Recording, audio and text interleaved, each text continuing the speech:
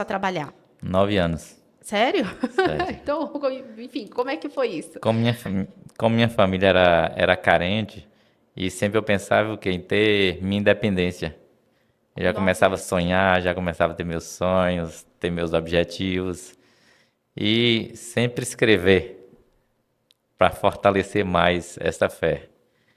E aí, quando eu comecei a trabalhar como vendedor de geladinho, com a caixa de isopor, e aí, o objetivo era conseguir trabalhar com carrinho de picolé, que era mais cômodo, era mais leve, mas tinha que bater as metas.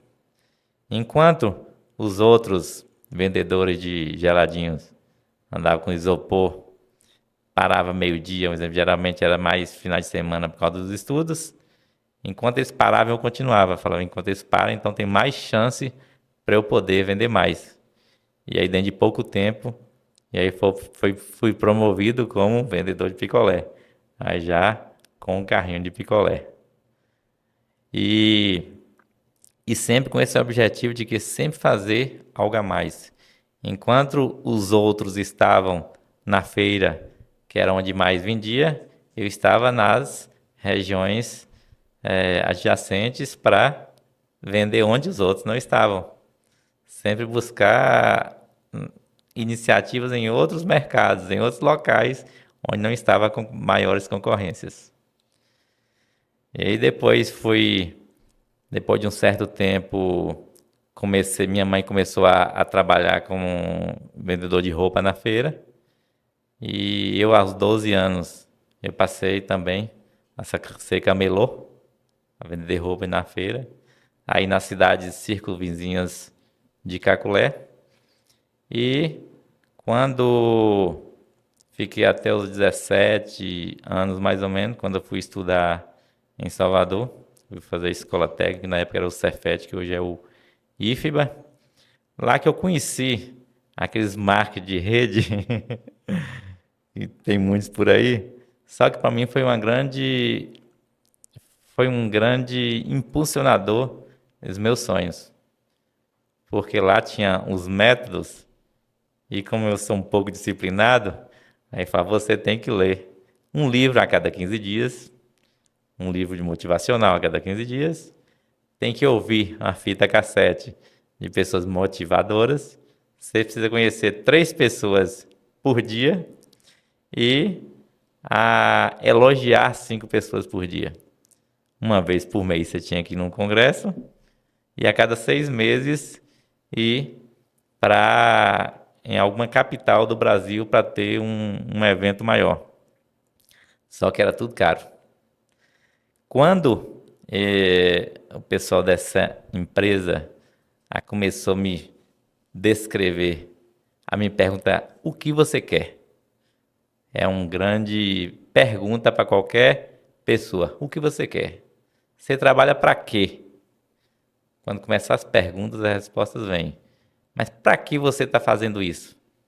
Para que seus sonhos? Para que você quer um carro? Porque uma Você coisa... já tinha quantos anos? Aí eu já tinha 18 anos. Tá. 17, 18 anos. Que uma coisa é você falar assim, olha, eu quero um carro para melhor deslocamento, para eu poder ter uma qualidade melhor, para eu poder me locomover, para poder ter uma qualidade de vida melhor. Outra coisa é a arrogância que estraga qualquer empreendedor. Isso que mata a arrogância. Aí eu vou comprar um carro para ficar me esnobando, para mostrar às pessoas que eu tenho. Isso aí não é o papel de empreendedor. Pessoas que pensam com arrogância, provavelmente lá na frente não tem um crescimento sustentável.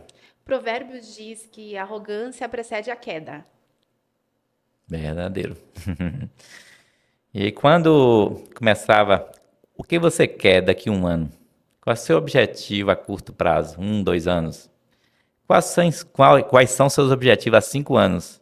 Porque se fizer uma pergunta, como você estava 5 anos atrás? A maioria das pessoas respondem do mesmo jeito que eu estou hoje. E se fizer as mesmas coisas que você está fazendo hoje, daqui 5 anos você vai estar do mesmo jeito. Agora, se você fizer uma coisinha diferente, daqui 5 anos tem um grande resultado. E aí que eu comecei a trilhar.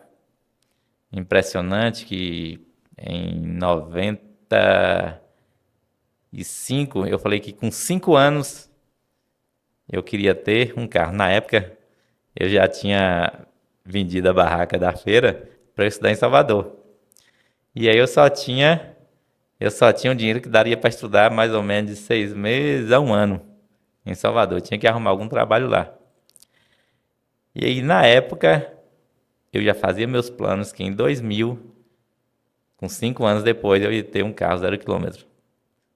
As pessoas próximas falavam que era doido. Se eu nem trabalhava, como é que eu ia ter um carro zero? Então, quando a gente tem os objetivos claros, o caminho, não importa de que forma será, Deus vai encaminhar para aquele objetivo. E aí, quando eu tracei claramente meus objetivos em 30 anos, Com 18 você já tratou com com 30 18 anos?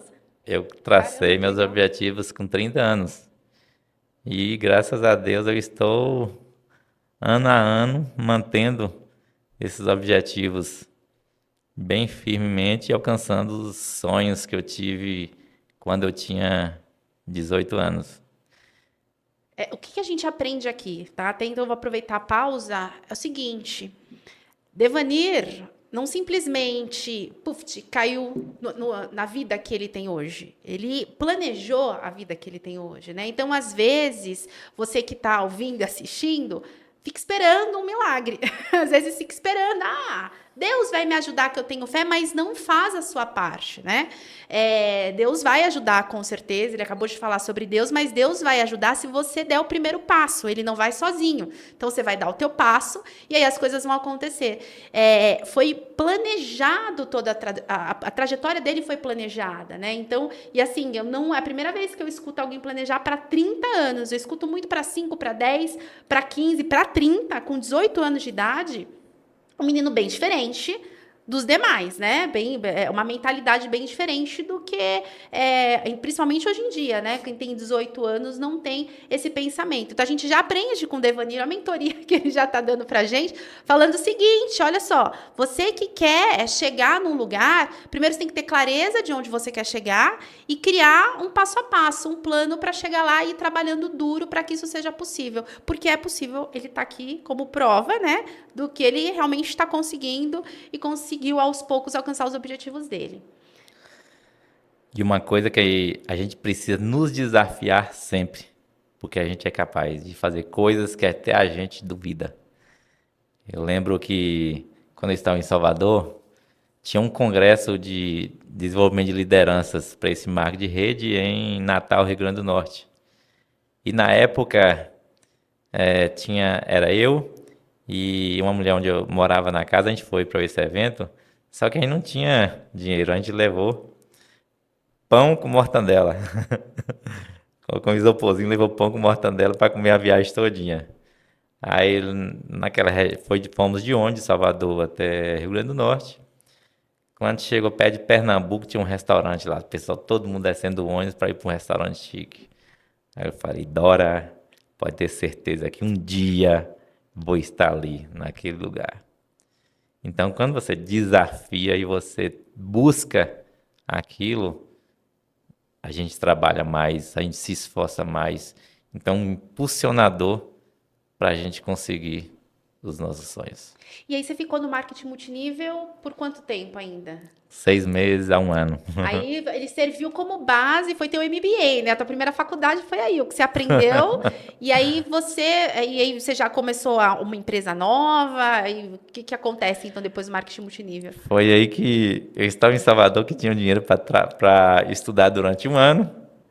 Com marketing de rede, em 3, 4 meses, acabei tudo. Aí eu tive que voltar para Caculé. Ai, meu Deus. Mas um aprendizado. Com certeza. Foi depois que eu fui fazer faculdade de História, para ter uma graduação, mas não é meu forte. É História, meu forte é mais a área de exatas. E aí, durante esse tempo, eu já fui recenseador do IBGE, já saía de cidade em cidade entregando aquelas rifinhas de raspadinhas para a pessoa ganhar prêmios. E comecei a trabalhar também com cofre. Lá em Caculé, várias fábricas de cofres. E eu, juntamente com o pessoal da família, a gente comprava os carros e o pessoal, os motoristas saíam para viajar. E aí, nessa época, as coisas começou a melhorar. E, algum tempo depois, surgiu a ideia de 3 empresas de vez.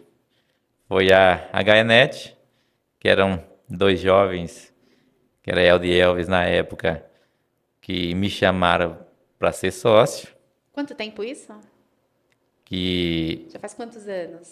esse ano a HNet completa 20 anos. Ah, então há 20 anos atrás. Há 20 anos atrás. E quando eles me chamaram, eu não queria entrar de sócio. Eu falei, não, eu posso ficar com tempo para vocês, ajudando, assim, auxiliando na parte de administração até vocês conseguirem se destacar. E foi nessa época que... Aí até que eles me convenceram a entrar na sociedade, na HNet. Outro foi um amigo meu, me convenceu a gente abrir uma fábrica de cofre.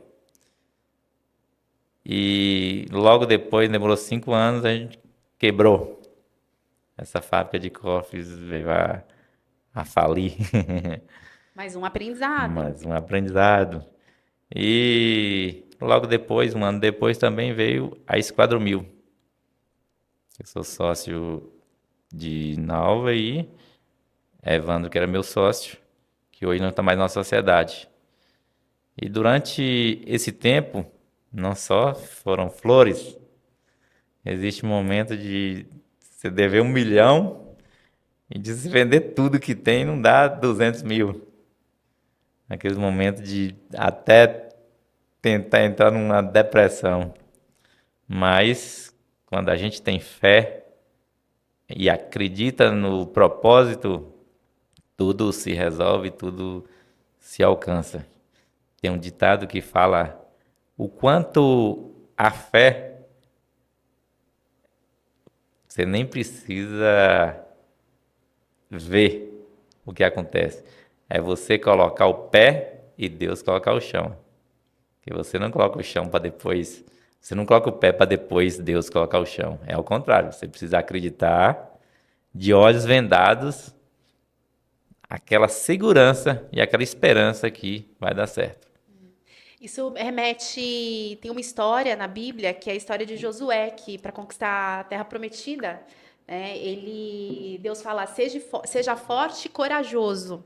Então, o seja forte e corajoso, ele estava mandando Josué ser forte e corajoso. Ou seja, a parte que é ir com essa fé, o negócio não acontece. Acho que isso tem a ver com Deus colocar o chão. Porque se você for forte e corajoso, ele vai colocar o chão. Mas se você for fraco e medroso, e às vezes a gente até tá fraco e medroso, mas vai com medo mesmo, vai com a fraqueza mesmo. Né? O negócio é ter atitude e sair do lugar. Eu acho muito importante quando você cita essas dificuldades, porque eu acho que a diferença da pessoa que dá certo no empreendedorismo e quem não dá certo no empreendedorismo é esse poder de resiliência, perseverança, determinação e motivação em continuar. Porque quando faliu essa empresa de cofres, você poderia falar, ó vida, ó céus, isso não é para mim, voltar a ser colaborador ou voltar a fazer outras coisas e não ter a vida que você tem hoje. Mas não, você não deixou isso te abalar. Quer dizer, até abalou, lógico, não tem como emocionalmente não ficar abalado com uma situação dessa. Mas você entendeu que ali não era o teu fim. O que eu aprendo com isso e eu vou continuar.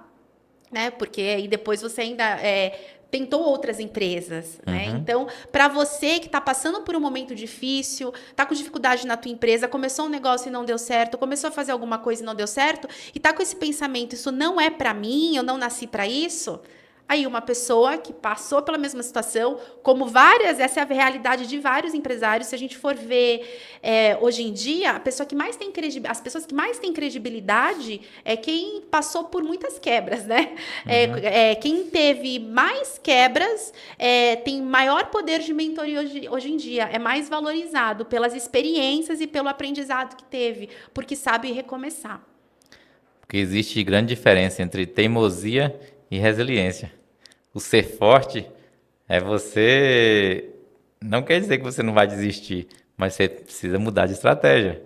Ser teimoso é você insistir na mesma coisa e achar que aquilo dali vai dar certo. Se não deu certo, o que pode dar certo? É tentar de forma diferente, é adaptar com o mercado. O que está acontecendo no mercado hoje? É ter essa resiliência para fazer de forma diferente.